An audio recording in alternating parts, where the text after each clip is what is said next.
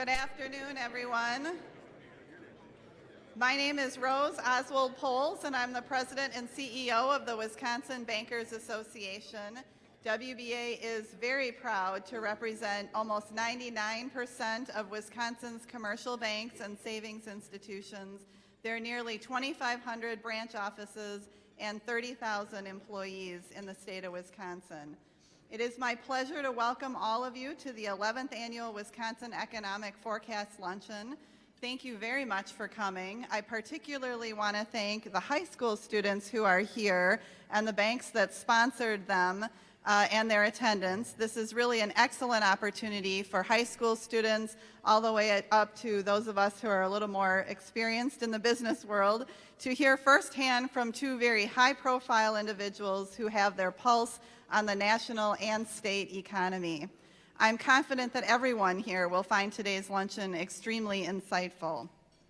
In preparation for this event, I asked my colleagues in the real estate, technology, manufacturing, agriculture, and healthcare sectors to really lend their insights on the economy in the state and how it's currently affecting their particular industry and give us some predictions for the upcoming year. These individuals are nationally recognized as the top in their field, and their articles are available to you on our website, which is noted in the program at your seats. I would like to take a few minutes at the beginning of this program to provide some thoughts from the Wisconsin banking industry on the state's economic outlook. The importance of the banking industry in the success of each and every one of our local communities should not be understated. Not only are banks important source of capital for businesses and individuals, allowing them to grow and prosper, but banks are also often the first to step up with both dollars and sweat equity to help support local groups, nonprofits, causes, and other charitable projects. Currently, Wisconsin is home to many healthy, diverse financial institutions, which is critically important to the economic vibrancy of our state. This past year, Wisconsin banks improved upon the previous year's strong performance. According to third quarter FDIC numbers, virtually every category of lending saw growth when compared to the same time frame in 2014. Overall, lending grew to over $73 billion, a 5.2% increase from the prior year. And there is every indication that this strong performance we saw this last year will continue through 2016. As lenders, we're among the first to know of a new business opening or expanding in town, and we're also among the first to know the financial struggles that people may be facing. And it's because of this unique insight into economic health at an extremely local level that WBA regularly surveys its member bank CEOs on current conditions and forecasts.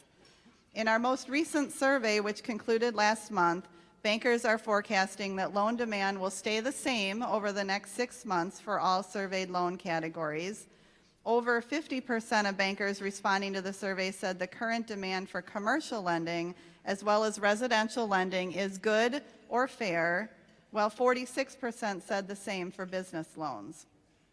Over 50% of bankers responded that agriculture lending demand is currently just fair. In all 4 categories, 50% or more of respondents believe loan demand, again, will stay the same from the prior year. 2016 will also hold challenges for the banking industry, keeping up with customers' technology needs as well as continuing to protect them from the ever-evolving cyber threats are significant expenses to the bottom line of banks. And of course, compliance costs due to regulatory burden only continue to rise. Driven by these and other factors, I do expect bank consolidation will continue at a consistent pace in the upcoming year. We saw an increase in merger and acquisition activity in the past few years here in Wisconsin, and I expect that steady pace to continue in 2016.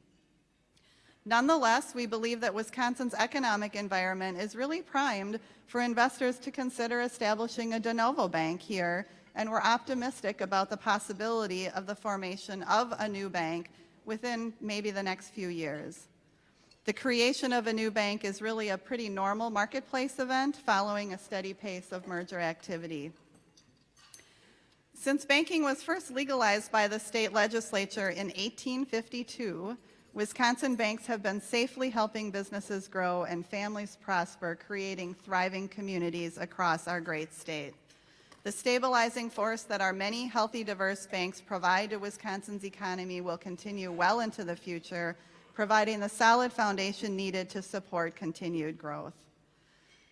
With that bit of banking perspective, I'm excited to have you all hear again from 2 very well-known expert speakers here today on the economy at the state and the national level. So I'm looking forward to the great program that we have planned for you. And I'd like to begin by introducing our host, Jeff Mayers.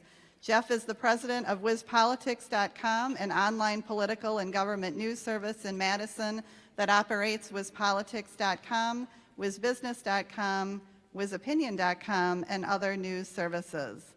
A former AP editor, reporter, and political writer, Jeff has been in the news business his entire career. Please help me welcome Jeff Mayers.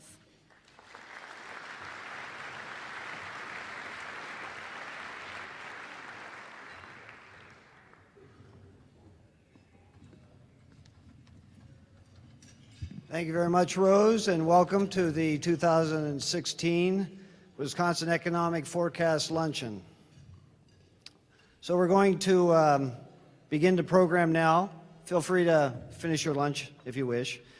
You should know that both of our speakers are going to answer a few questions after their presentations. We've set up some microphones, stations, and you will raise your hand and somebody will come over to you and then you can ask your question into the microphone. We'll take about 5 questions after each speaker. So I want to thank and recognize our sponsors for this event, the Wisconsin Bankers Association, of course, the Wisconsin Realtors Association, Associated Bank, Bankers Bank, Boardman and Clark, BOSC, RSM US, WisBusiness.com, Wisconsin Business Development, and News Talk 1310 WIBA. So our first speaker, I think you all know who she is. She's Wisconsin's 44th Lieutenant Governor, Rebecca Kleefisch. She serves as Wisconsin's Jobs Ambassador and plays a key role in business growth and retention for Wisconsin. She spearheads the Governor's Small Business Summit, and she chairs the Governor's Subcabinet on Workforce Investment. That's developed the Wisconsin Working Plan and is designed to connect the unemployed to jobs, encouraging the hiring of veterans, and addressing Wisconsin's aging manufacturing workforce. Ladies and gentlemen, please welcome Lieutenant Governor Rebecca Kleefisch.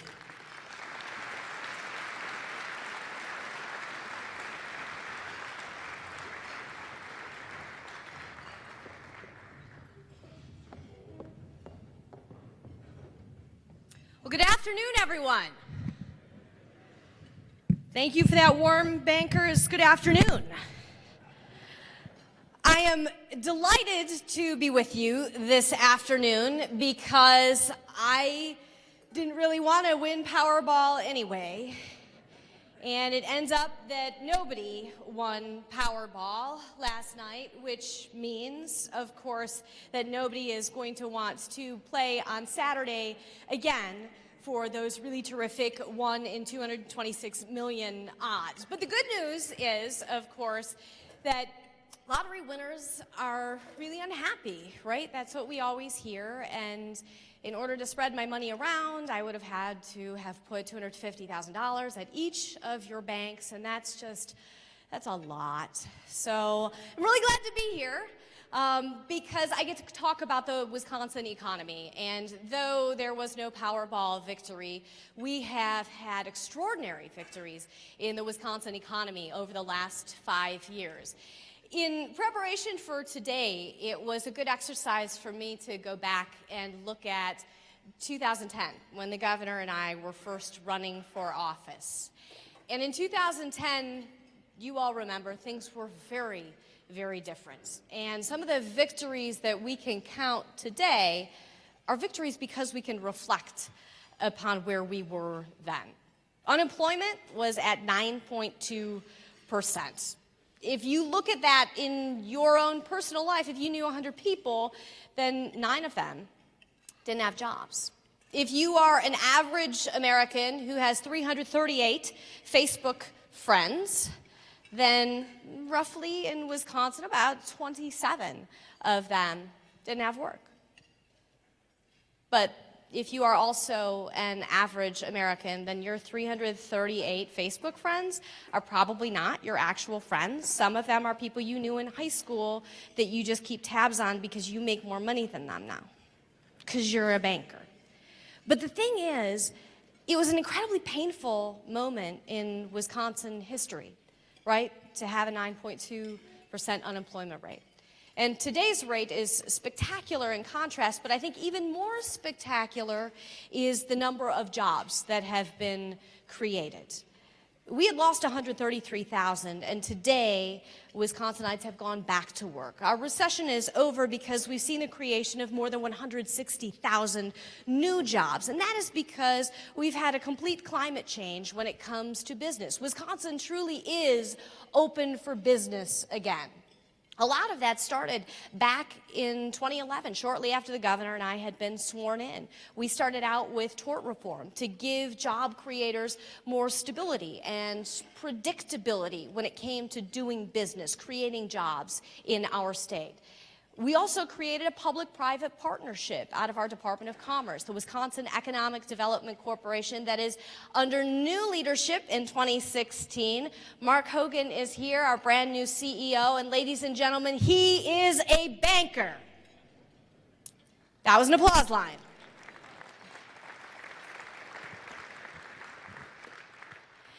WEDC will have great successes in 2016.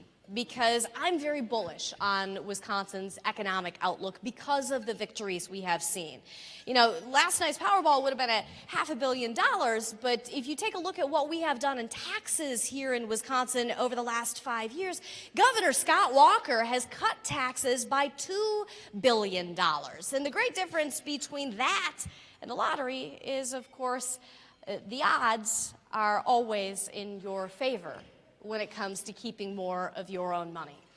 And every year, under Governor Walker's leadership and the leadership of terrific majorities in our state legislature, we've seen that type of guarantee, that Wisconsinites are going to keep more of their own money. And that's the charge we have over the next 3 years as well. Assure that Wisconsin climbs out of the bottom of the Tax Foundation's list of best states in which to do business as far as our tax environment is concerned. We want to keep moving in the right direction when it comes to taxes. It's why just about a year and a half ago, our Secretary of the Department of Revenue and I traveled the state to conduct what we call tax reform roundtables, to talk to folks, job creators and veterans, farmers and students, municipal leaders and seniors alike, to find out where they would want us to go next on tax reform. Well, the good news out of that is we've been able to both condense and drop rates in the state. And we'd like to continue to move in that direction. So tax reform is another great economic victory that we've seen, and one that we will continue to pursue. But the people we want to see keeping more of their own monies are Wisconsin's workers, Wisconsin's employees. And that leads us, I guess, to our next great victory in our economy, which is tackling Wisconsin's skills gap. If you want to make an analogy here, and I try and shy away from them because I am in politics, and Jeff Mayers is right in the front table, right there on his cell phone, I would compare it to Aaron Rodgers in the Cardinals game, right? I mean, we really have put the skills gap on its back. It was not a good game for Aaron Rodgers, but the skills gap is getting fixed by good policy. You guys have heard about the skills gap before, of course. Job creators, according to our State Chamber of Commerce, 75% of respondents list it as their very biggest priority in 2016. How do we fix it? How do we address it? How do we move forward to assure that the folks who are seeking employment in Wisconsin today actually have the employability skills in order to achieve their American dreams, their job goals?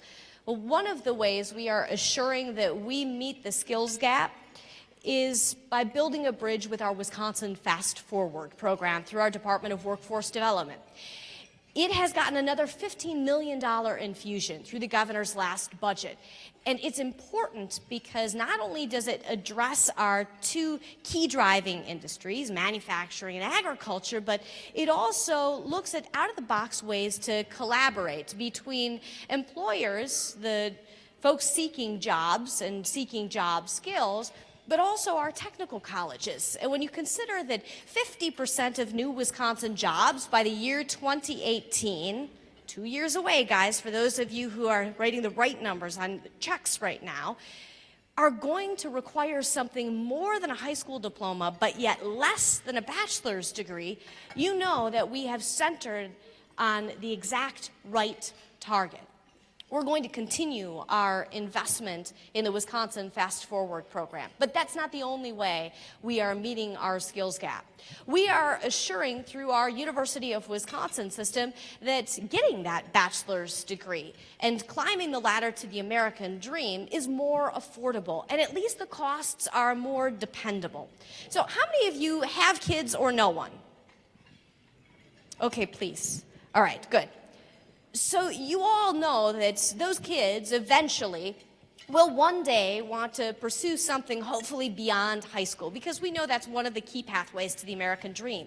If they're looking to go to one of our University of Wisconsin system schools, the exciting thing is the governor has frozen tuition there for 4 years, and that tuition freeze has now extended to our technical colleges. This is key because we want people to pursue those higher education opportunities, because that allows them to pursue those higher paychecks. Higher paychecks mean they pay more in taxes.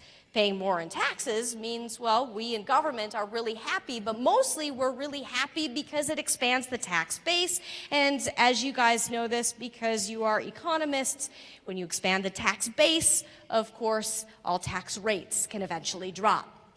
People keep more of their own money. People feel more prosperous and are more excited about their American dream prospects for the future.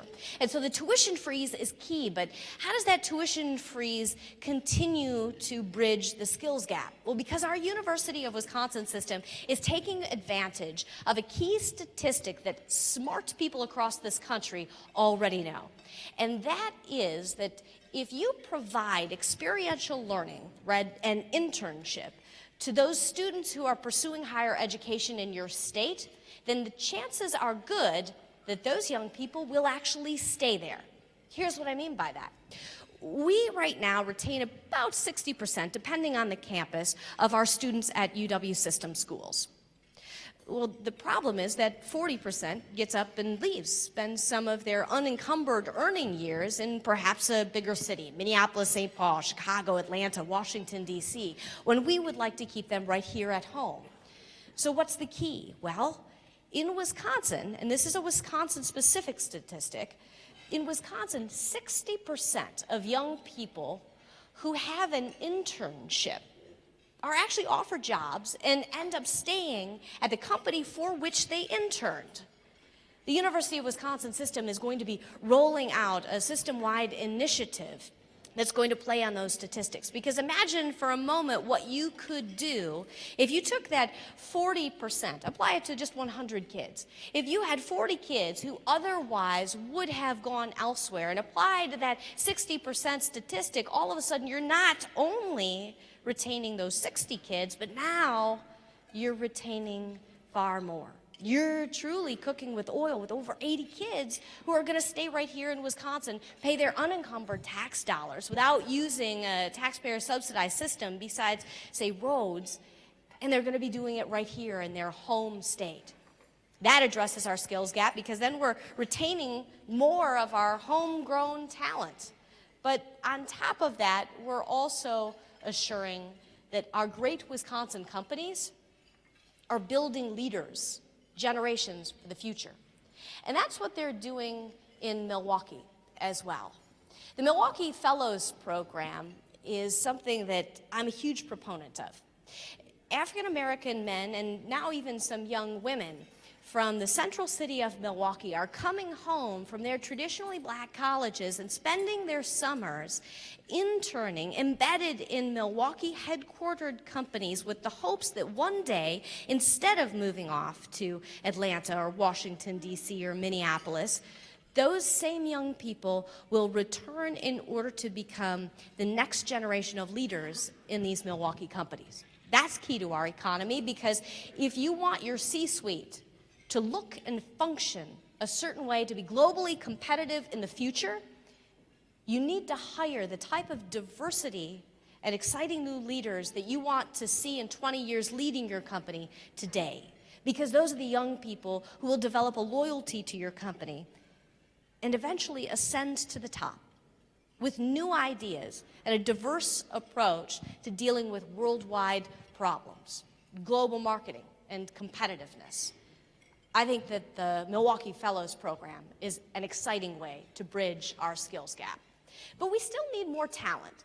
And though we've had those victories in the skills gap and changing our business climate, we know in the future we're going to have to deal with our talent dividend.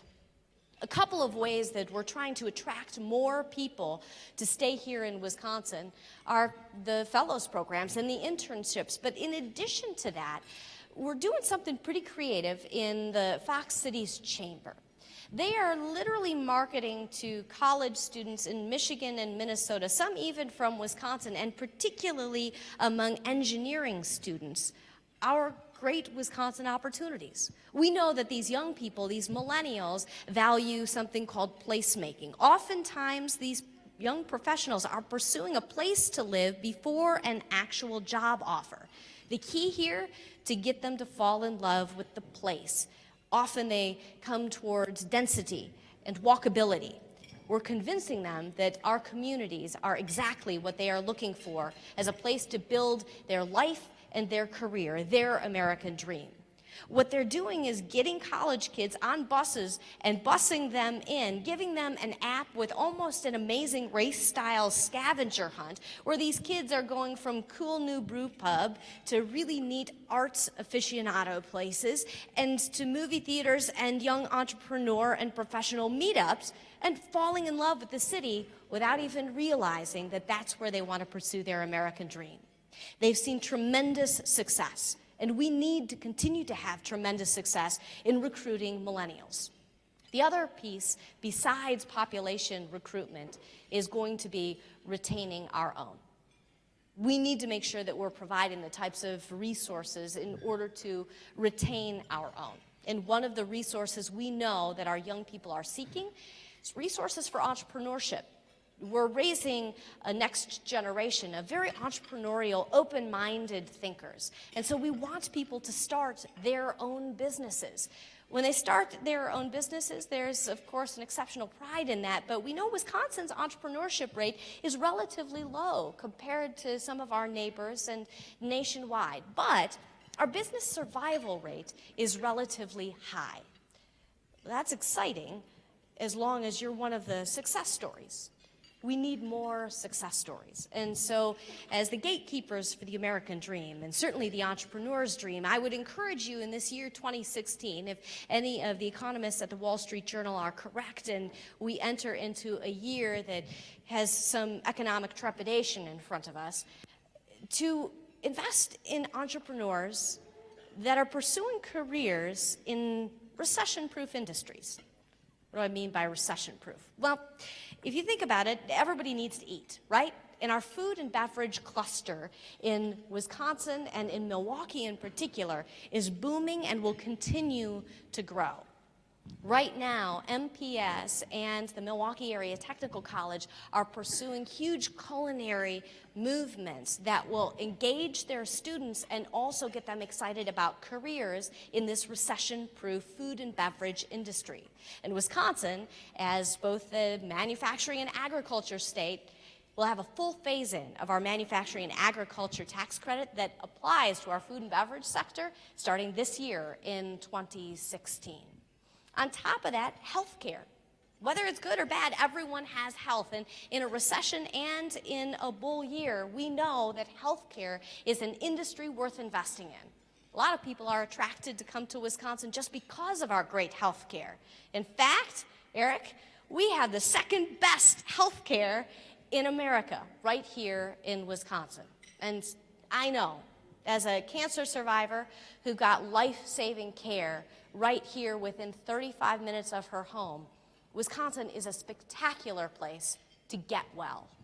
And our economy has truly gotten well, because not only do entrepreneurs have opportunities like new crowdfunding law here in the state of Wisconsin and the new crowdfunding opportunity with the Wisconsin Bankers Association, where the donation phase is already open, But we also have venture capital that we have spent a considerable amount of time in investing and formulating so that our baby companies of today can become the small businesses of the future. And our small businesses create between 60 and 80% of new jobs. 60 to 80% of new jobs. We need to spend a lot of time with our small business owners, growing them and assuring them that Wisconsin's open for business for them, too. That's why I think the Greater Milwaukee Committee Scalerator model is a good one for exploding the growth of small businesses to turn them into the job-creating boomlets of the future. And that's what all of us want. You want to make loans to the folks who are a great guarantee for job creation for your neighbors, but also for your own employees' successes. Because Wisconsin's economy needs to continue to rise. And over the last 5 years, we've seen amazing successes, and we're eager to see more of them. With your help, I know that we will continue to see those successes, all of us together, because that's our motto. If you think about it, when you look back at Wisconsin's history, deep, deep roots, when she became a state, we didn't even have state-chartered banks. Interestingly enough, I keep a Wisconsin history book by my bedside. I didn't have the benefit of growing up with Wisconsin history. I was born just outside of Motor City, and I grew up just outside of Glass City, which is Toledo, Ohio. I don't think the Glass City thing ever caught on. And then now I have chosen Brew City, right? I live just outside of Milwaukee. I did a short stint in Rockford, Illinois after I went to the University of Wisconsin-Madison, but that's only because we all do bad things for us when we're young. But I'm here and investing in Wisconsin and teaching my little girls about our state's motto, forward. And so I keep this history book by my bed, and as I was reading about the history of banking last night, it occurred to me how far we had come from the days of wildcat banking on the pioneer frontier, and the fact that banks had nearly been shut down until the public's confidence had returned. And now we're here, 2016. And since 1839 and the great shutdown of the banks, only a few regulations later, we're excited about the future. Because we know here in Wisconsin, the motto like forward, that's exactly where you and our job creators will take our economy in 2016. So Happy New Year and good luck winning Powerball on Saturday.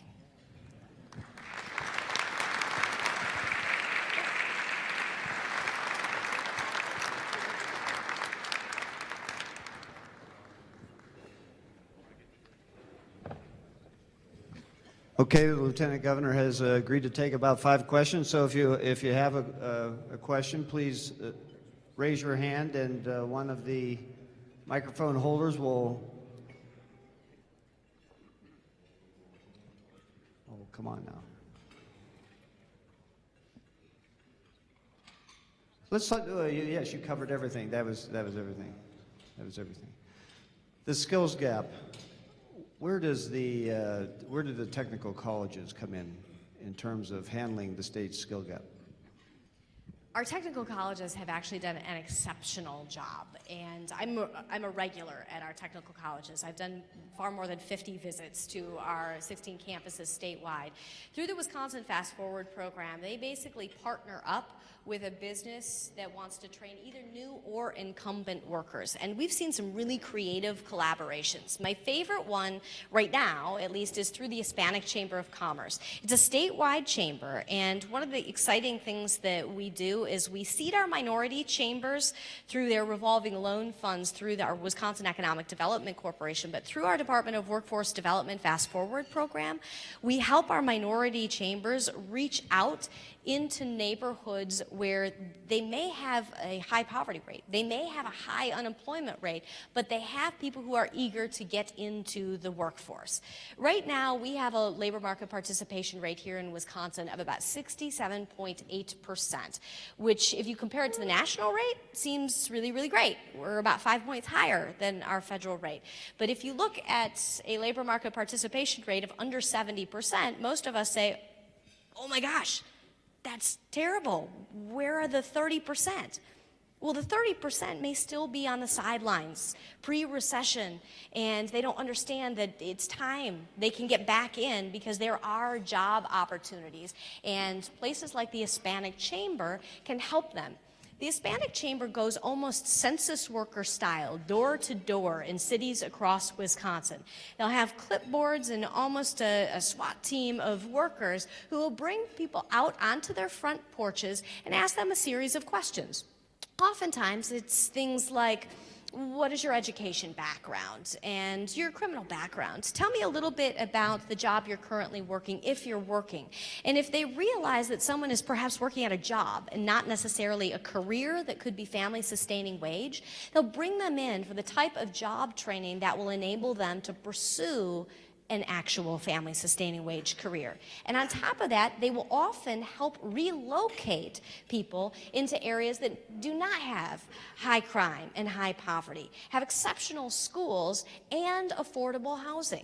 This is a model I think can be scalable across the state, and I think is very, very exciting. But it does speak to the fact that we need to engage that sleeping talent asset, that 30% that is not participatory right now in that labor market participation rate. We need to get them off the sidelines and into the workforce because we have jobs. How many of you guys have a cell phone? Please let this be the same answer as the kids' question. Okay, so like half the people here have a cell phone. Okay, so get out your cell phone. You get out your cell phone? No? Okay, and race to this, thank you. Race to this website. Go to www.jobcenterofwisconsin.com and tell me the most shocking statistic you see there. Jobcenterofwisconsin.com. And you don't need to raise your hand to tell me the number. Just in case you're curious, jobcenterofwisconsin.com is where you guys are all posting your open jobs right now.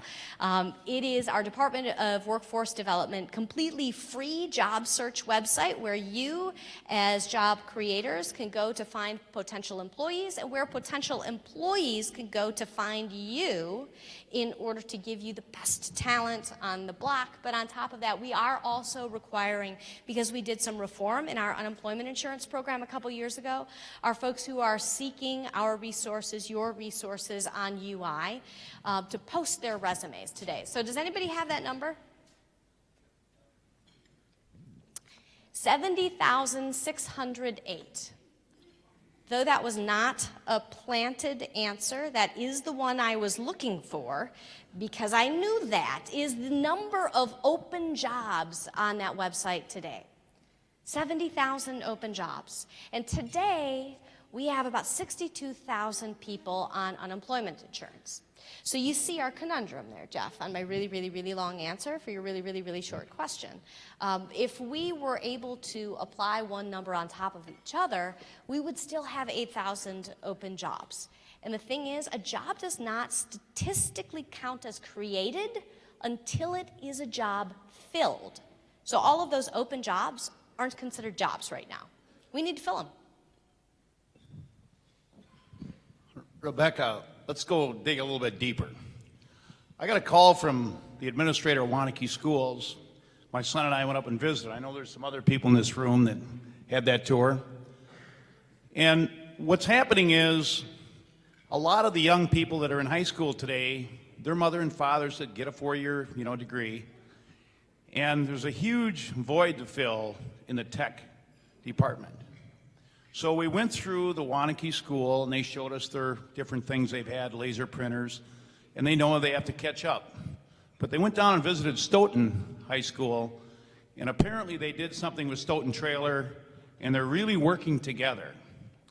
So I was impressed because they realized there's a problem, and they're going to try to solve it. So as I was walking out the door, there was a young man who could build a house. He's an intern. And I got talking to him. Well, he said I could have went into business, but my parents want me to get a four-year degree. I says, what would they pay you if you start teaching? Well, $34,000. Randy jumped in on that. But then the administrator said to me, thank goodness for this thing that I would imagine Act 10, where they can go out and pay somebody a better wage if they're a go-getter. So thank you. Yeah, no problem. I was only the first lieutenant governor in American history to face a recall, but let's let bygones be bygones. Listen, you're talking about a fabrication laboratory. If y'all have not visited Stoughton High School, they are among 6 MIT-certified fab labs in the state of Wisconsin. Our newest one is in Florence, which is such a rural community that, guys, a couple of years ago, I went there with a community economic development block grant, Mark, before you were even at the Wisconsin Economic Development Corporation, in order to give that community its only grocery store. Imagine having to go to Michigan to buy your groceries. Yeah, bad.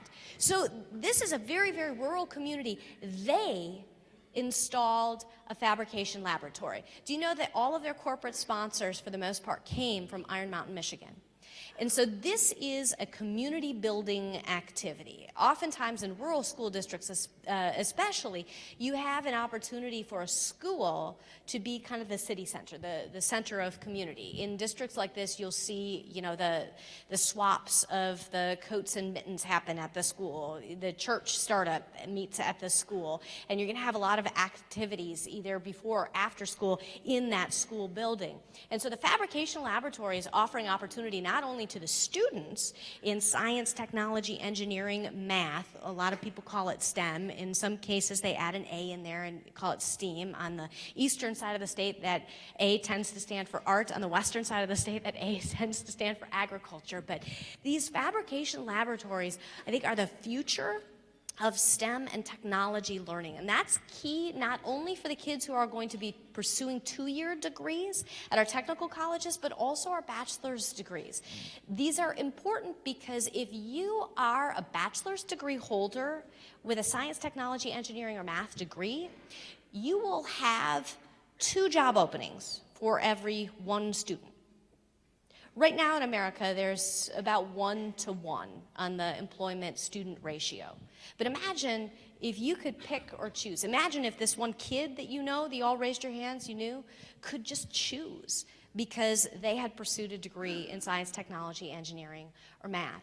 And you're right, sometimes the teachers, the expertise it takes to run a fabrication laboratory, whether it is MIT certified or not, is expensive because oftentimes these individuals come direct from industry. They know exactly what they're doing because they lived it, man, and they made a living doing it. The exciting thing is yes, because of Act 10, you can pay that. It has truly created kind of a teacher-free agency. So if you have exceptional talent, you can pay for exceptional talent. And I think Wisconsin students deserve absolutely nothing less. Additionally, the Wisconsin Economic Development Corporation has just rolled out this month its Fab Lab grant program. And so if you're interested in making sure that your school district has an opportunity like this to get kids in on a 3D printer or CAD and CAM designing and multi-level design work from engineering to high-level calculus and stats. There's a way to do that. Talk to Mark afterward. Thank you, Lieutenant Governor Rebecca Clayfish.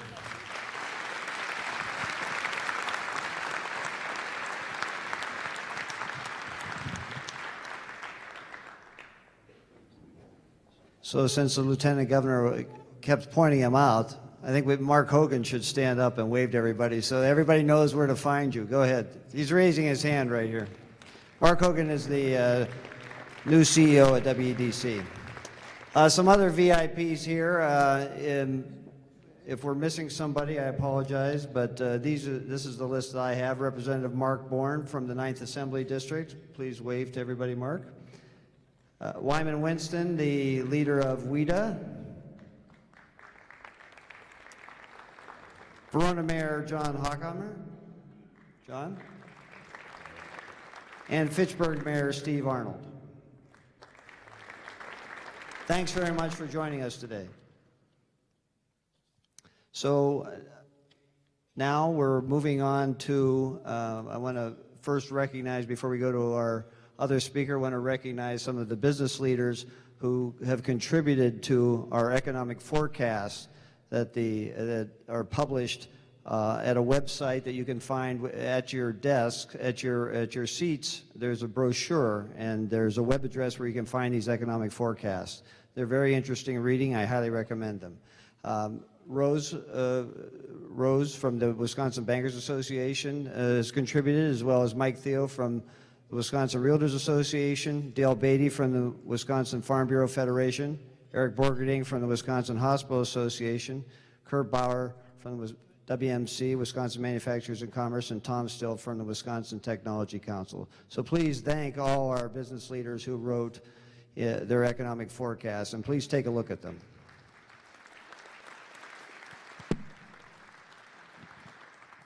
Now let me introduce our featured speaker, Charles Evans. He likes to go by Charlie, so we're going to call him Charlie. Charlie Evans is the 9th President and Chief Executive Officer of the Fed Reserve Bank of Chicago.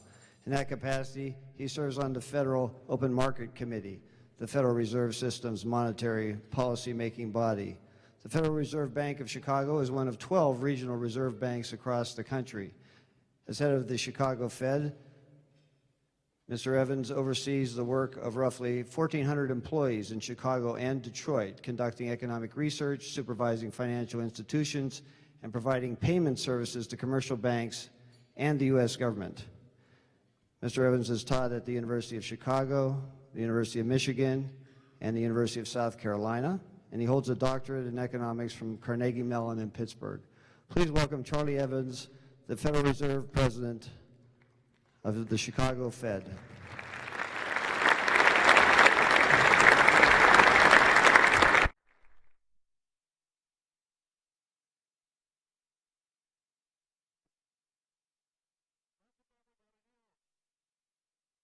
Lieutenant Governor set that off, so I thought that was the appropriate thing to do. Be very enthusiastic. It's great to be here in Wisconsin. Wisconsin's one of our 5 states in our Chicago districts, along with Illinois, Indiana, Michigan, and Iowa.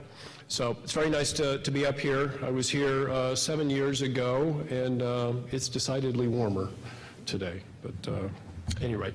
And I should say before I begin that my remarks today, I should note that my comments reflect my own views and do not necessarily represent those of my colleagues on the Federal Open Market Committee or anyone else within the Federal Reserve System.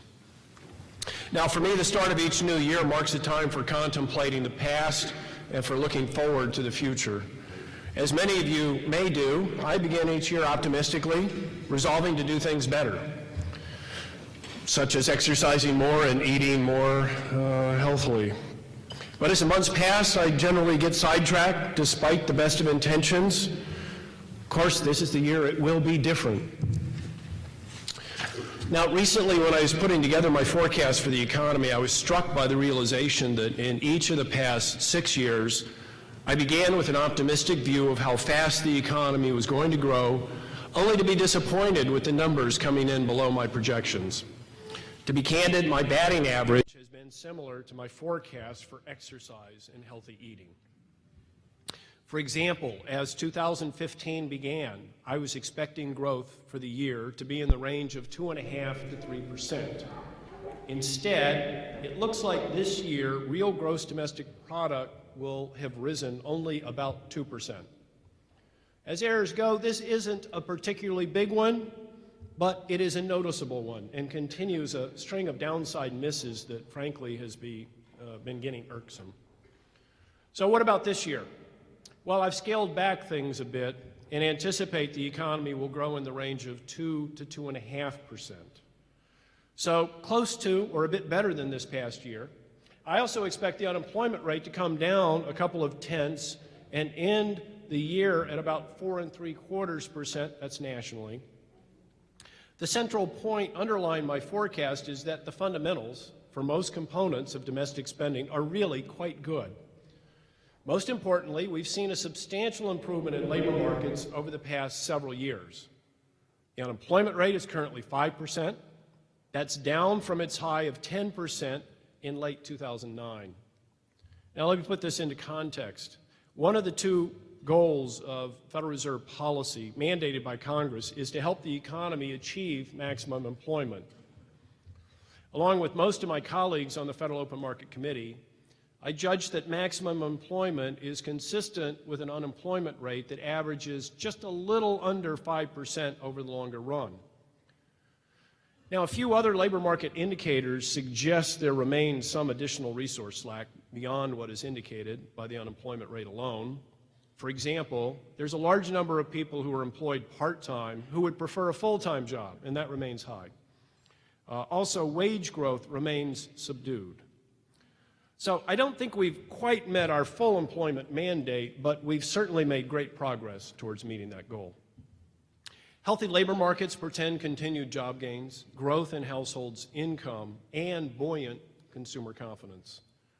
These developments, along with low energy prices and some further increases in household wealth, should support fairly solid gains in consumer spending. Furthermore, as I'll talk about more in a minute, my forecast also assumes interest rates will stay quite low for some time. Now, this should help continue to bolster consumer spending. For example, low borrowing rates help push new motor vehicle sales in 2015 to near record levels. Healthy labor markets and low interest rates will also help housing markets. Indeed, although new home building still remains below what would be considered normal nationally, growth in residential investment has picked up over the past couple of quarters. Another plus for domestic spending is that the recent budget deal should mean we'll see a modest increase in federal spending this year. Developments abroad, however, are offsetting the positive momentum in domestic fundamentals to some degree. The slowdown in global economic growth, notably in emerging markets, and uncertainty about future prospects have contributed to a rising dollar and declining commodity prices over the past 2 years. As a result, U.S. manufacturers and agricultural producers, and I noticed those were heavily represented in Wisconsin, we're aware of that too. These are firms that sell their products in global markets. They face challenges, as do oil, gas, and mining companies and their suppliers. Now that said, if foreign growth prospects and the dollar stabilize, as most expect, these headwinds on domestic growth should dissipate. Still, we should not expect that the international sector is going to be an engine for U.S. growth for some time. Now, by historical standards, real GDP growth in the range of 2 to 2.5%, that's my forecast, it doesn't seem particularly optimistic. It's in line with the average annualized growth of 2.2% that we've experienced since the end of the Great Recession in 2009. But by comparison, over the period from 1982 to 2007, GDP growth averaged closer to an annual rate of 3.5% over the previous 3 expansions. So what's going on is a relevant question. From 3.5% on average down to 2.25%, and that's supposed to be a pretty decent benchmark. What's going on there? Well, of course, the financial crisis and the ensuing Great Recession had far-reaching negative effects. For example, there was lower capital expansion, the capital stock is smaller, and reduced labor skills acquisition from all of the folks who were unemployed, those large number of Facebook friends, and they weren't continuing to build skills while they were unemployed. And so that's had some longer lasting effect. And even though we've come a long way in healing those wounds, these and other headwinds will take more time to dissipate. And other factors will likely contribute to lower long-run growth for the U.S. economy even after the full effects of the Great Recession and the financial crisis are behind us. Broadly speaking, an economy's long-run growth potential depends upon increases in its productive resources and the technological improvements that enable those resources to produce more. One important productive resource is labor. Here, demographic trends are working against us.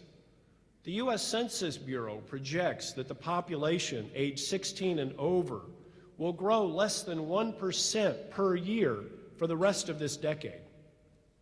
This is lower than what we experienced during the late 1990s, when average annual growth of the adult population was 1.3%.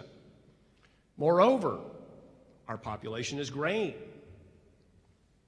Over the next 10 years, the share of the population that's 65 or older is expected to increase about 4 percentage points, from 15% to 19%. Since about 2000, this aging of the population and other long-running trends have been bringing down the fraction of the population that's actually in the labor force. And again, the Lieutenant Governor talked about that in Wisconsin. The labor force participation rate has also likely been pushed somewhat lower by what was, for many years, a poor labor market.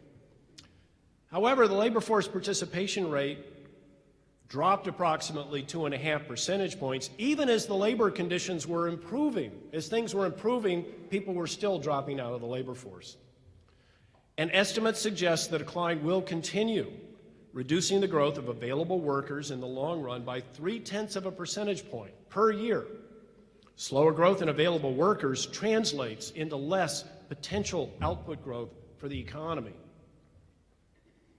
Now, as I just mentioned, economic growth over the longer run also depends on technological progress.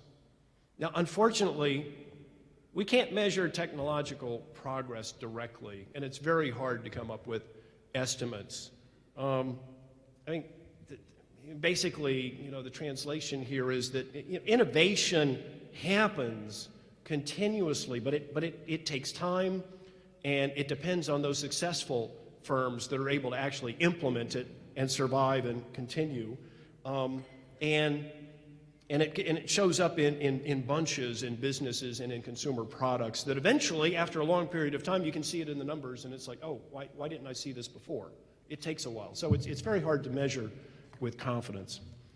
So instead, we infer technology's growth from arithmetic residual, and only after accounting for other tangible reasons for growth in a measure that's referred to as total factor productivity. By its very nature, this measure of technology, total factor productivity, is not measured precisely, and it's difficult to discern its underlying trends. Nonetheless, there have been noticeable shifts in estimated technology growth in the past several decades. From the early 1970s to the mid-1990s, the growth rate of total factor productivity, that's technology growth, slowed down from its post-World War II highs. With the advances in information technology and their widespread adoption, we experienced a surge in technology growth from the mid-1990s to the mid-2000s. Since then, however, total factor productivity growth has reverted back to its pre-1994 pace. That was the productivity slowdown era's pace. Moreover, there's concern among many analysts that it may now be persistently lower than in the past. If this weaker technology growth proves to be the new normal, potential economic growth nationally would decline in tandem. Whether these factors that hold down the potential growth rate of the economy are temporary or more long-lasting is a matter of considerable debate. But if you come down on the side that these are quite persistent developments, then you must conclude that we face a lower potential growth rate today than we did in previous post-World War II expansions. So if the growth rate now is not the 3.5% that we previously enjoyed, but now normal growth is going to be 2 to 2.25%, that's going to have implications for standard of living of everyone who is contributing to that. And that's before you even talk about how that growth is distributed across different skill categories and income that people have. This assessment is reflected to some degree in the economic projections of Federal Open Market Committee participants. 4 times a year, the Federal Open Market Committee releases its summary of economic projections, which gives FOMC participants forecasts of key economic variables over the next 3 years and for the longer run. As recently as January 2012, FOMC participants assessed the long-run potential growth rate of the economy to be in the 2.25% to 3% range. Today, the median participant believes that longer-run real GDP growth is only 2%, 2.0. Even the most optimistic of my colleagues places this number only slightly higher at 2.3%. When measured against these benchmarks, my forecast for output growth rising in the 2 to 2.25% range in 2016 doesn't look so bad. It's simply saying that the economy will expand near its longer run productive capabilities. This number may be disappointing. We would certainly like stronger, sustainable growth. But there's nothing much that monetary policy can do about the working age population growth, labor force participation trends, or technological progress. These trend estimates are the benchmarks that we in the Federal Reserve have to take as given when deciding how to set monetary policy. Now, that's not to say, however, that these benchmarks do not influence policy. At face value, these trends imply, though, that market-determined interest rates are likely to be much lower over time than they've previously been. Importantly, lower potential output growth implies lower returns to investment. As a result, the equilibrium short-term real interest rate, which is consistent with full employment in the economy, that's lower, and it's lower with lower potential output growth. And of course, lower real interest rates imply lower nominal interest rates when we take into account that inflation, when it gets to target, is only 2%. So the equilibrium federal funds rate that is associated with a neutral monetary policy, one that's neither expansionary nor contractionary, is lower in an economy with a lower potential output growth rate. Therefore, the Federal Open Market Committee must take estimates of potential output growth into account when calibrating the stance of monetary policy, how high the federal funds rate ought to be. Of course, there are other reasons why short-term normal interest rates are likely lower than they were before the crisis. For example, former Fed Chair Ben Bernanke has discussed frequently the global savings glut. As the world population has aged, and as residents of fast-growing emerging economies have grown wealthier, the saving rate in most countries has increased. This has resulted in a larger pool of funds seeking safe, profitable opportunities for investment. However, domestic investment opportunities in most of these countries have not kept pace with the increased savings rate. This higher supply of investable funds relative to the low demand to use these funds for capital expansions has driven down interest rates worldwide.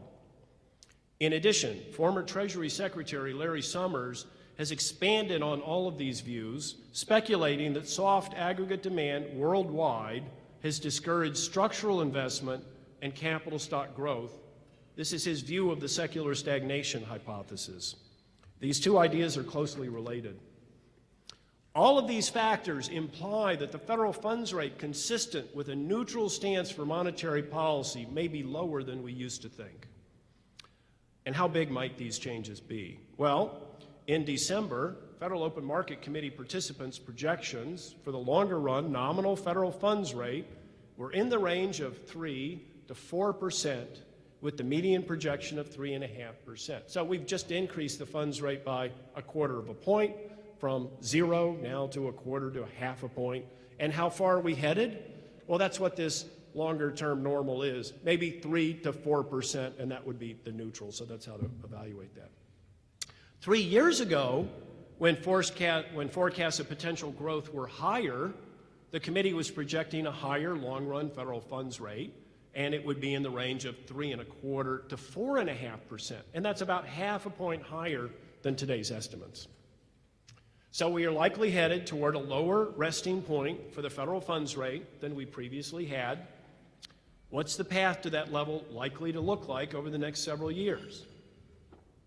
I get that question a lot. As I'm sure you're aware, in December, the Federal Open Market Committee voted to increase the target range for the federal funds rate by 1/4 point to 1/4 to 1/2% range. It was the first time since June 2006 that the FOMC has raised its policy rate. As Chair Janet Yellen explained during her press conference after the meeting, with the economy performing well and expected to continue to do so, the committee judged that a modest increase in the federal funds rate target is now appropriate, recognizing that even after this increase, monetary policy remains accommodative. Yellen's words underscore the intention for the stance of monetary policy to remain accommodative for some time. And the committee's latest statement anticipates making gradual adjustments during policy normalization. But if we are near our employment mandate and the prospects for growth look solid, why are we expecting to take this gradual approach? What's different during this tightening cycle? Well, one issue is that the equilibrium or normal federal funds rate can move around over the business cycle for a variety of reasons, and it can be either above or below its long-run level. Currently, we think some remaining fallout from the financial crisis and international headwinds mean that the neutral level of the federal funds rate today is even lower than it will be in the longer run. By some estimates, the normal inflation-adjusted rate is currently near zero. This rate should rise gradually as the headwinds fade and as the economy becomes even stronger, fundamentals improve even more. But until they do, monetary policy must be even lower than they otherwise would be to provide adequate accommodation for economic growth. So thus far, my remarks have focused on only one aspect of our policy goal, full employment. But monetary policy has another objective. The other goal Congress has set for us is the achievement of price stability. The FOMC interprets this objective to mean that inflation should average 2% over the medium term as measured by the price index for personal consumption expenditures. We've not done well relative to this objective. Over the past 8 years, PCE inflation has averaged 1.5%, with the latest reading at just 0.4%. That's almost zero. We often look at core inflation, which strips out the volatile food and energy components, as a good indicator of where total inflation is likely to be headed over the next year or so. Well, core inflation has been just 1.3% over the past 12 months. It's been low as well. Overall inflation is being held down in part by lower energy prices. They were lower today. The higher dollar is also weighing on both total inflation and core inflation. The dollar was stronger today. I expect these effects to dissipate as we move through the year. Further improvements in labor markets and growth in economic activity should also boost inflation. And so I see inflation moving up gradually to approach our 2% inflation target over the next 3 years. However, there are some downside risks to this forecast. We might see further declines in energy prices or greater appreciation of the dollar. In addition, undershooting our 2% inflation target for as long as we have invites the risk of the public beginning to expect persistently low inflation in the future. If this mindset becomes embedded in decisions regarding wages and prices, then getting inflation back to 2% will be that much more difficult. Here I find it troubling that the compensation for prospective inflation that's built into a number of financial market asset prices has drifted down considerably over the past 2 years. Markets aren't expecting inflation to be moving up as quickly as my forecast. More recently, some survey measures of consumers of inflation expectations, which had previously seemed unmovable, have also edged down. So to achieve our inflation target and to provide a buffer against downside risks, it's appropriate that we follow a gradual path to policy normalization. So what is this gradual path that the FOMC participants anticipate? So here on your tables should be a copy of the well-known FOMC dot chart that's up on the screen.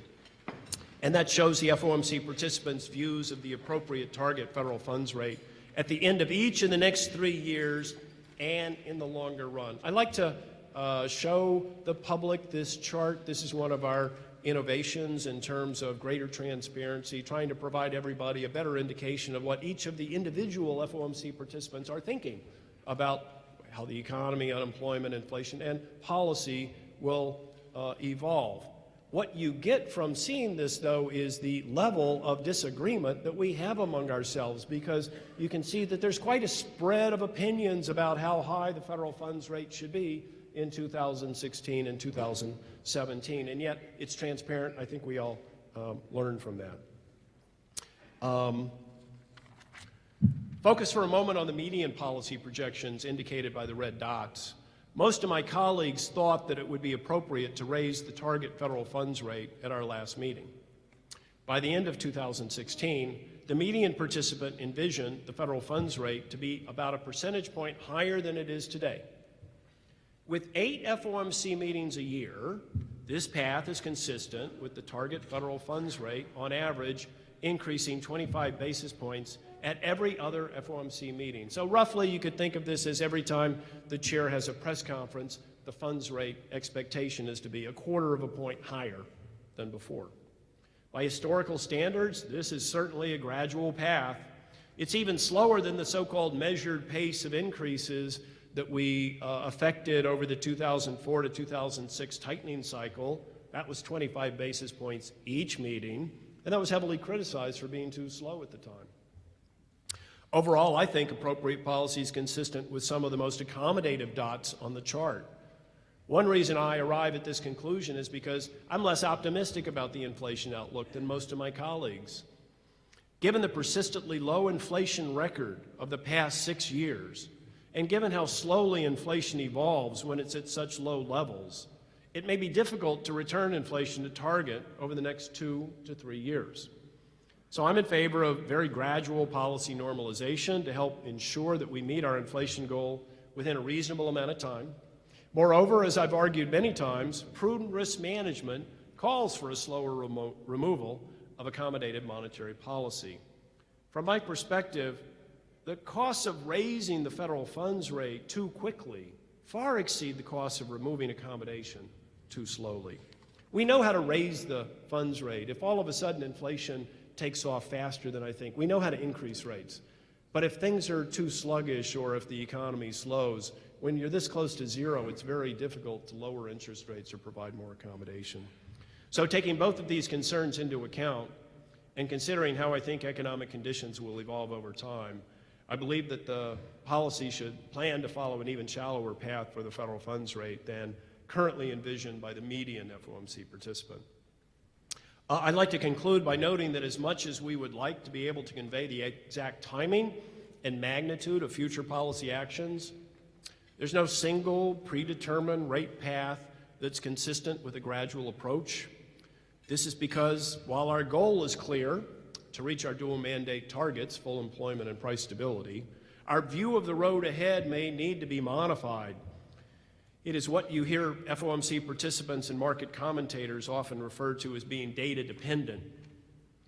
To use a metaphor, it's a little bit like my not so great golf game.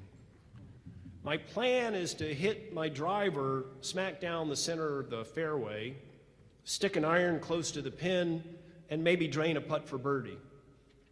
But my actual shot making depends upon how well I judge the crosswinds, or if that unfair bounce off the sprinkler head leaves me in a nasty lie in the fairway bunker. As I stand on the tee and think through my approach, only one thing is certain. I have to play the next shot from wherever I end up. Adjustments may need to be made. So it is with monetary policy. My views are not set in stone. If the incoming data move my inflation projections up, I would adjust my policy views in tandem and raise my federal funds rate projection more quickly than I currently envision. If we were hit by an unexpected shock that set back the growth outlook, I would favor a more accommodative policy than even I envision today. This is what it means to be data dependent. Of course, I won't be alone in taking this approach. As the December FOMC statement announcing the policy change made clear, over the coming months and years, the actual path of the federal funds rate will depend on the economic outlook as informed by incoming data. I just don't know how you can be more clear than that. Thank you for your attention. I'm happy to take your questions.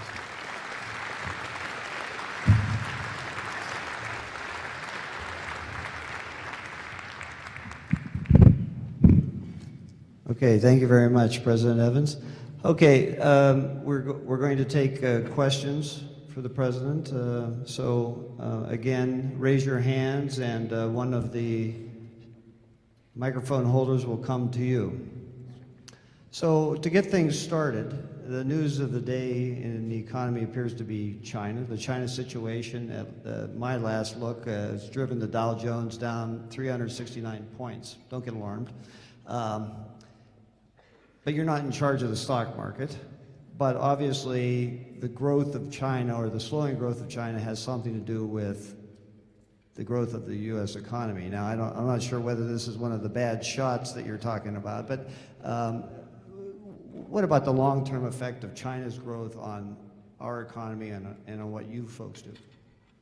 Sure. So the Chinese economy has been a very strong determinant of world growth for the last many years. Chinese economy has been growing at double digits for quite a number of years. U.S. manufacturers have made a big part of their business planning to have operations in China or take advantage of synergies and lower costs that come from there. And the entire world economy has done that. China is now transitioning from double-digit growth to high single-digit growth, or maybe middling-digit growth. I mean, that's sort of the question. We don't have a good sense as to how it is going to be stepping down. At one point, I think it was like 8%, 7.5%, 7%, or whatnot. And so it's somewhat unclear. It's highly uncertain. And what they're doing is transitioning from an investment-focused economy to one that depends more on consumers as their incomes are increasing. And there's going to be unevenness associated with that. Then during that time period, you've got the fact that I mentioned part of this in the speech. You've got individuals who all of a sudden have more income than they had before, and they want to save some of it so they can enjoy higher consumption in the future. And how do you do that? And so in China, the investment opportunities are much more limited. Real estate actually ends up being a big part of that, and that's very risky as well. So there's a lot of uncertainty as to what valuations are, how this is proceeding. And the slowdown in Chinese growth has had a huge effect on commodity prices. So emerging market economies that have depended on exporting their commodities to China on the strength of very strong growth, everybody's got to get accustomed to this lower level of global growth and adjust their economies. And so that's part of what the challenges are. This has had a disinflationary effect. Prices have been going down around the world. But I mean, in terms of what the Chinese market is doing today, we saw some of this in the summer. We've been monitoring this. We delayed our tightening in September in part. There were other reasons, but in part because of the uncertainties abroad. At the moment, it seems like, we have some idea of what the uncertainties will be, but we'll clearly be monitoring it. I think that the U.S. economy, the fundamentals continue to be strong enough that I'm still looking forward to that forecast that I mentioned earlier in the speech, the 2 to 2.5%. Dr. Evans, my name is Adam Majerus. I work for Northland Securities. I'm a former bank CFO, and I've probably talked to a lot of people in this room over one time or another about the federal debt levels and the fact that that number is getting probably scary high. What part of the discussion, or what goes into your thought process in terms of the federal government's balance sheet, the amount of debt that we have, and does that play any impact in yours or the committee's decision making in terms of what a normal rate environment should be, or whether we should be considering raising rates? So it's certainly a case that government debt has increased a lot. We went through a very deep recession. There were a lot of safety net programs that led to higher levels of deficit spending, and so the debt has gone up. To attack your question, I would sort of start at the end, which is longer term. It is clear that we have debt issues. Debt as a percentage of GDP in the long run seems quite high. More than that is, the benefits that have been promised to U.S.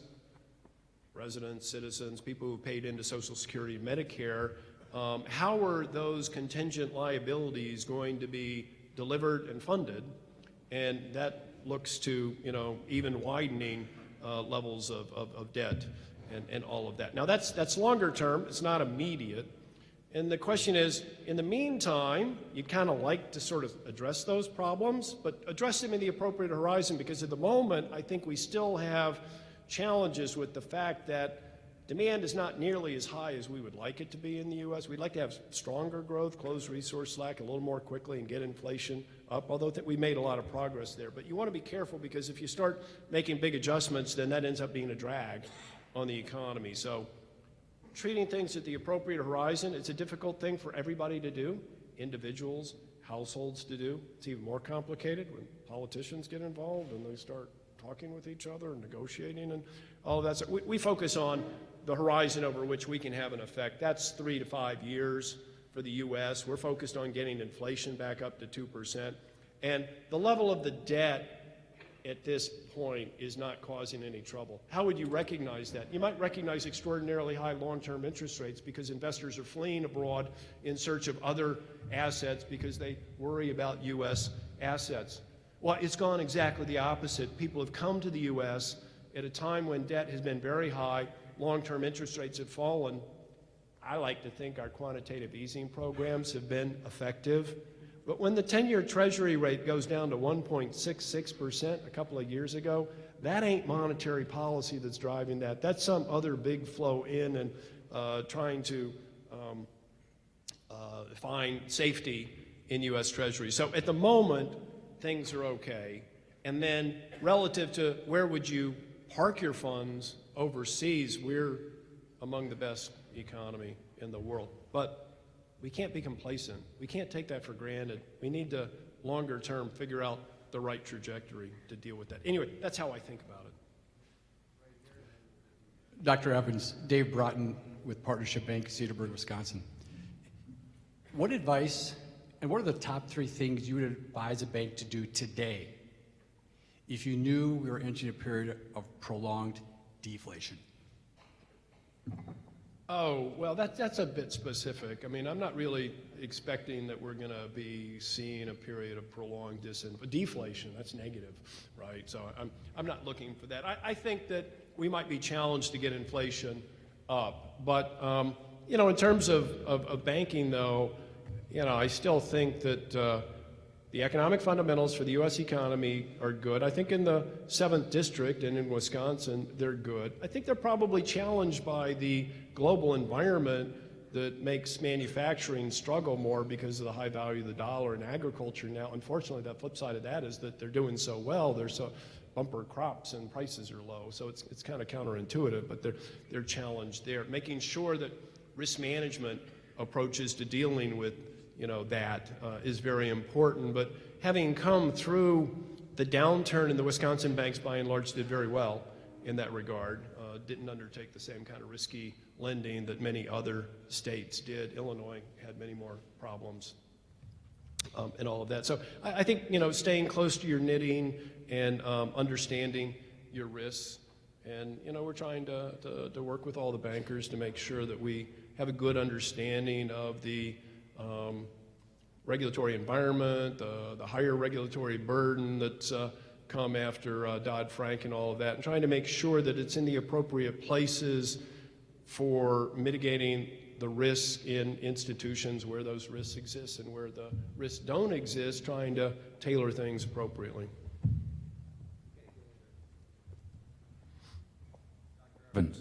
Oh, it's on. You talked about some of the long-term trend lines that will suppress growth, demographics clearly being one of them. However, you didn't address a number of very relevant issues, particularly to those of us in the banking industry, that are clearly impacting growth.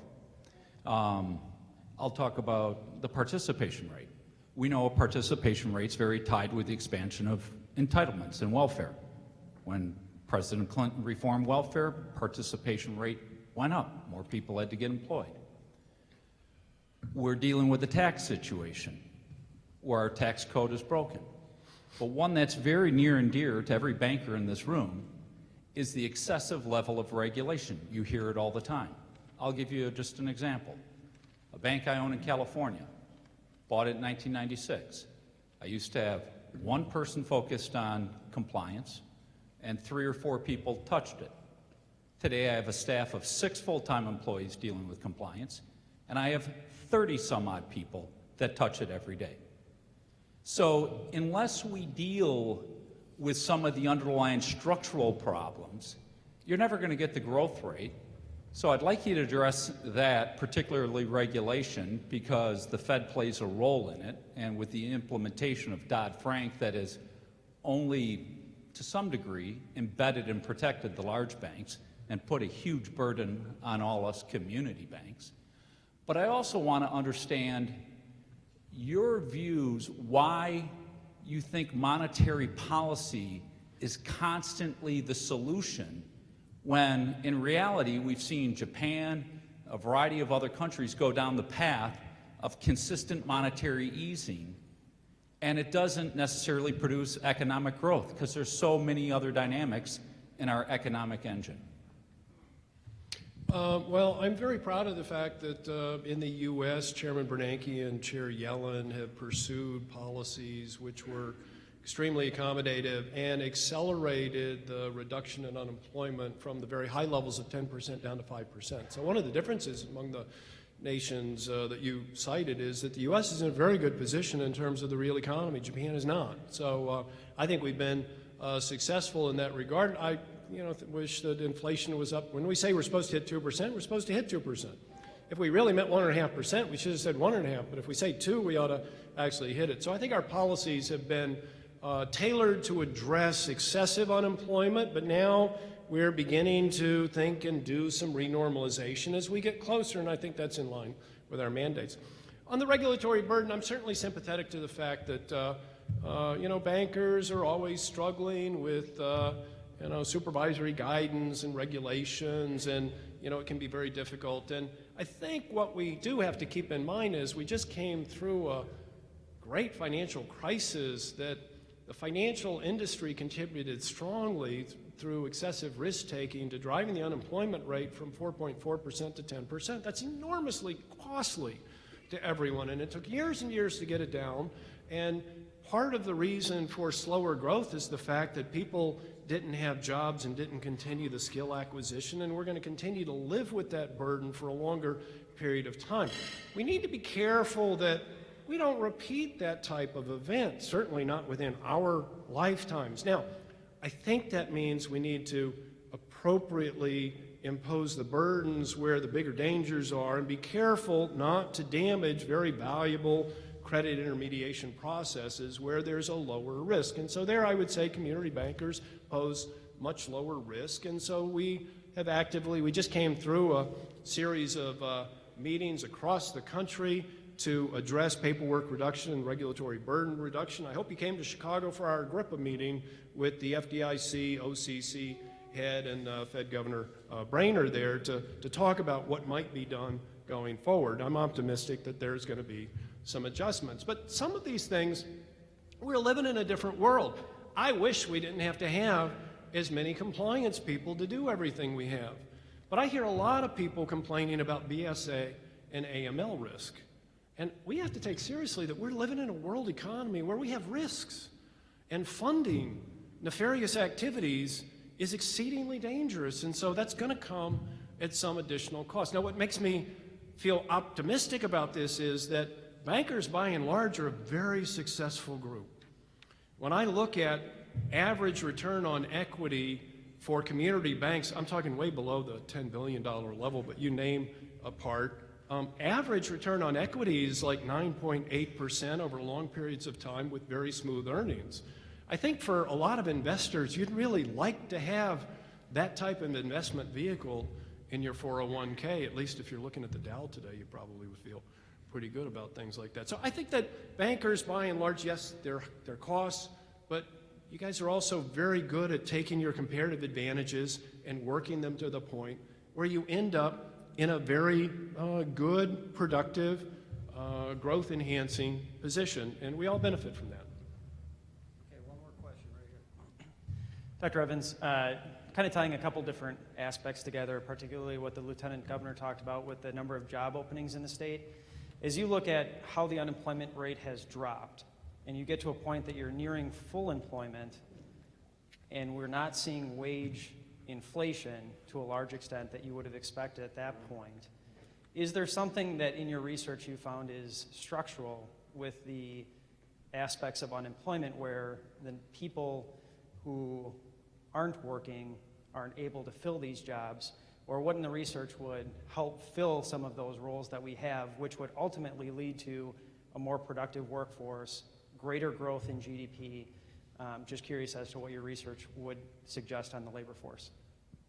In Chicago, I have a staff of labor economists who do research on these issues. They are the experts. I'm not, so I don't have answers like that at my fingertips. But I would say that, you know, trying to reinforce effective, cost-effective skill acquisition is very important. I hear from a lot of business people around the country, certainly in our district, that you know, they're looking for certain types of higher skilled workers, different skilled workers, right? IT, you know, things like that, which everybody's training is changing now. And so you can imagine the transition path where we don't have as large a supply of that. Everybody wants more engineers, IT workers, you know, things like that. So there's that transition in state, local levels that can help, you know, reinforce that, facilitate that. That's extremely productive, and that's part of the answer. In terms of openings, openings actually end up being a positive sign of vibrancy for the economy. The more openings that are posted are generally associated with better economy. So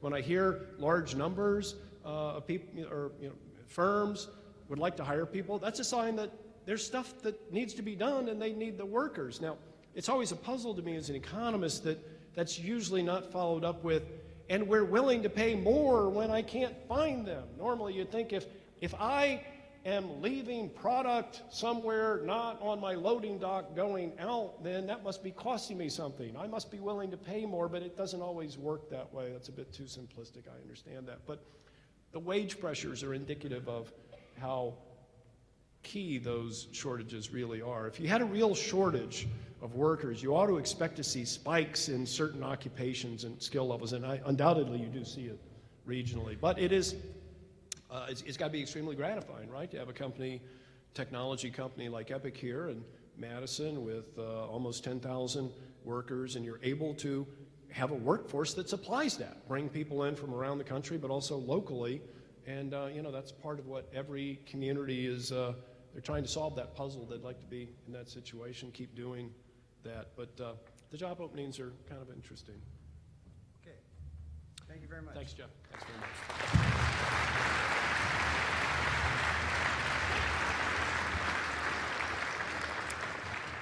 Thank you very much, President Evans. That was very enlightening and gives us all something to think about going forward. All right. This concludes our program for today. I want to thank again President Charlie Evans, head of the Chicago Fed, Lieutenant Governor Rebecca Clayfish, thank you very much. Also our VIPs, Representative Mark Bourne, Secretary of the Department of Workforce Development, Reggie Newsom, Mark Hogan of WEDC, Wayman Winston of WIDA, Verona Mayor John Hockheimer, and Fitchburg Mayor Steve Arnold. Thank you very much. And I want to thank our sponsors once again, the Wisconsin Bankers Association, who puts on this great event every year. Let's hear it for Rose. And her staff do a great job, along with the Wisconsin Realtors Association, Associated Bank, Bankers Bank, Boardman and Clark, BOSC, RSM, US, WisBusiness.com, Wisconsin Business Development, and News Talk 1310 WIBA. Thank you very much for attending today. We'll see you all next year at the 2017 Wisconsin Economic Forecast Luncheon. And Happy New Year, everybody.